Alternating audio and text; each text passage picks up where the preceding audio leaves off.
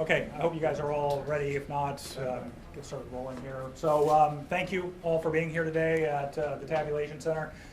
Obviously, adjudication going on back here. Tabulation will be starting tomorrow morning. But Chairman Bill Gates from the Board of Supervisors, he'll come out and answer a few of your questions. As you know, we have had these issues where some of the ballots that had been printed at our locations were not being counted by the on-site tabulation equipment, which looks just like this box right here. Not the blue box, the black box right here. So Chairman Gates will talk to you about what we've learned throughout the day as this problem has persisted in a number of our locations. But I think I'll reiterate, but I know the chairman will say it again. Everyone has had the chance to vote, and the number has grown well over 100,000, so he has some more details on that. But we do have another commitment coming up at 3 o'clock, so we'll take as many of your questions as we can. All right, thank you, Fields. Thanks to everyone for covering what's going on, getting out information today as we go forward with this very important election. I wanted to just read a statement that we've just put out from the board and the central command here. Maricopa County has identified the solution for the tabulation issues at about 60 vote centers. County technicians have changed the printer settings, which seem to have resolved the issue. It appears some of the printers were not producing dark enough timing marks on the ballots. The solution has worked at 17 locations, and technicians deployed throughout the county are working to resolve this issue at the remaining locations. So I really have to give great credit to our poll workers, to our technicians who have addressed this issue. Again, you never know what's going to happen in an election. No one here at Maricopa County has ever claimed that there is such a thing as a perfect election. And so we have the technicians out there, they looked at it and determined that this has been a printing issue. So again, we were at a high point of around 60 vote locations that were having this issue. So as you heard, it's declining now. We're down probably into the low 40s, and we anticipate that that's going to continue to improve.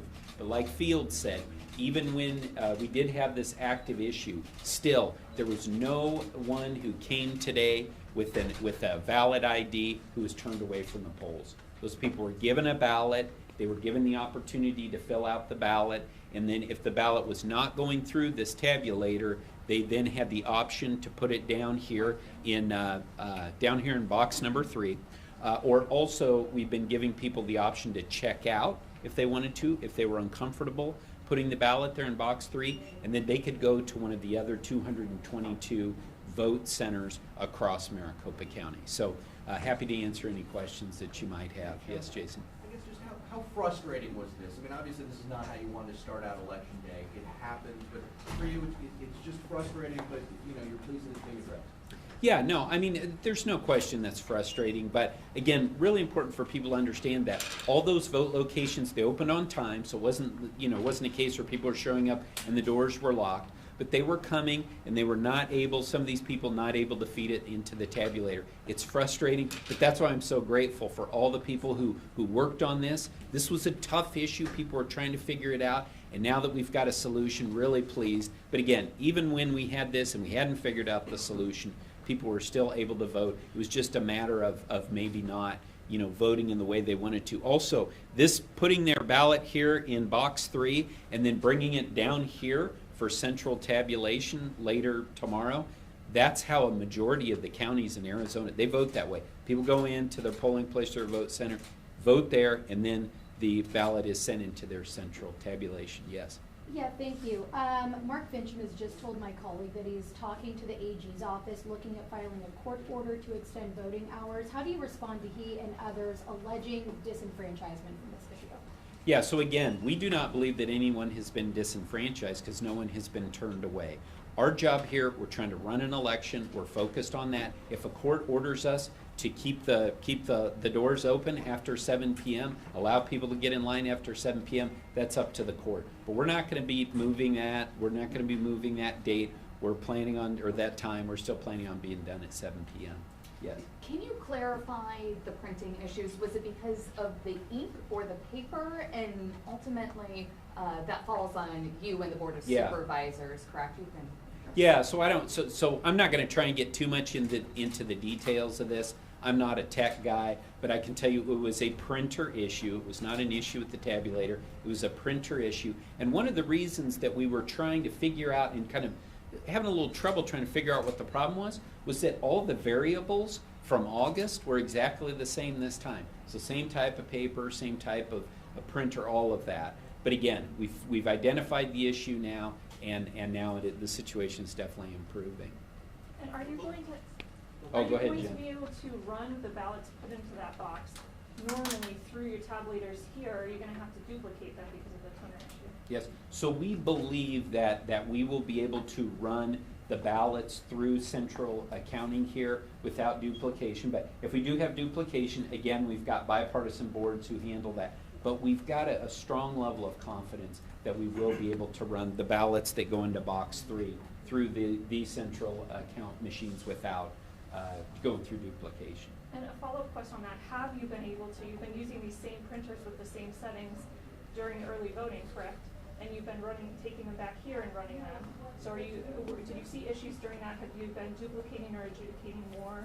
I do not believe the adjudication has been, has been any different on that, not that I'm aware of. Yeah. Yeah, Jeremy. Was there any testing of these printers and the tabulation machines before the polls open to ensure that something like this didn't happen, to Yeah. ensure everything works properly? Yeah, so the testing of the machines occurs, the testing of the printers occur along with the general testing of the machines. So there was nothing to indicate that this issue was going to arise today. Obviously, if we had, we would have taken other action. So this was a surprise to everyone, and again, we've gone through the same variables, the same testing that we normally would in an election. Yes. How come the testing didn't catch this? I don't know. Again, and Jeremy, that's something that we'll look at after the fact. You know, we'll do a deep dive. We're all about continuous improvement at Maricopa County. But at this point, we've identified the issue. It's improving, and that's why our focus right now is getting, as many voters through, being able to vote between now and 7 p.m. Do you know how many ballots this affected? We don't know. We won't know that probably until tomorrow. At some point, we'll be able to know exactly how many ballots went into the box number 3 here, and we'll be a part of Central County. Yes. Do you know if this type of package has ever been an issue in years past? Has this ever happened before? I'm not familiar with this particular issue before. Yes. Looking to clarify, we understand that box number 3, door number 3 has been used as the primary method of voting in the past. Can you talk about when that shifted to the tabulator? Yeah. So we did. I'm not sure exactly what the year was when we moved to the to the tabulation at the polling sites or at the vote centers. But again, like I said, the majority of counties in Arizona are still doing it in this way, where they actually bring it into central count. Other questions? Yes. Do you know about how many people have voted in person so far? So far, the last thing I saw, we were over 140,000 people that have voted in person so far. And of course, no idea on how many people have dropped off their early ballot today, but we know that'll be a significant number as well. That's certainly what we anticipate. Do you have an estimate on how long it's going to take to get to all locations to fix this? Don't have an estimate at this time, but again, it's been in a fairly short period of time that we've been able to address the 17. That's how many I'm aware of at this point. But we'll certainly keep you guys updated on that. 17 boxes like this? 17 of the the vote centers we were having issues. We're no longer having those issues at the present time. And are any locations shut down completely with both of the machines out? There are no locations that I'm aware of that are completely shut down. We've kept those open throughout throughout this period. Anything else? When you say that the printers weren't producing sharp enough, timing marks, can you just explain what that means and why would it not produce? Yeah, sharp enough? and again, we're again getting into the specifics of this, the technical pieces of it that I am not the expert to speak on that. But the timing marks are important to be read by the tabulator. So if the timing marks are too faint, then the tabulator can't read it. The ballot then gets kicked out, and they try again to run it through. Again, sometimes there's multiple times that it was attempted, And then when, you know, the poll worker and the voter came to an agreement, they decided to either put it in box 3 or again, check out and move to another vote center across Maricopa County. All right. All right, thank you, everybody. Thank you. Thank you.